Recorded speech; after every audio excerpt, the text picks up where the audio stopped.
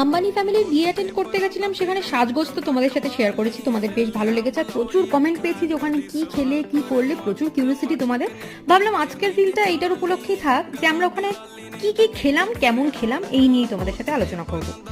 দেখো ওখানে তো অত বড় লোকের বিয়ে, দেশ বিদেশের প্রচুর খাবার দাবার, মানে কোনটা ছেড়ে কোনটা খাই, কিন্তু বাঙালির হয় যে স্টার্টারে ফুচকা আর চিকেন পকোড়া দেখলে সেটাতেই মন আটকে যায়। তো আমি তো ফুচকা চিকেন পকোড়া খেয়েই পেট ভরিয়ে নিলাম।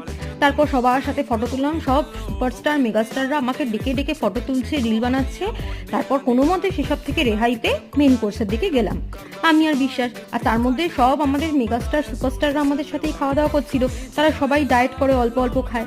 যাই হোক, আমরা তো সেভাবে মন খুলে খেতেও পারিনি। তারপর যে খাসির মাংসটা নিতে গেলাম, দেখলাম মাংস নাকি আলুই দেয়নি। আলু ছাড়া বিরিয়ানি আর আলু ছাড়া খাসির মাংস আমরা বাঙালিরা কোনো ভাবতে পারি? সেই দুঃখে তো বিশ্বাস খেলোই না, বলছে না আলু ছাড়া খাসির মাংস আমি তো খেতে পারবো না। তাহলে কি করবে?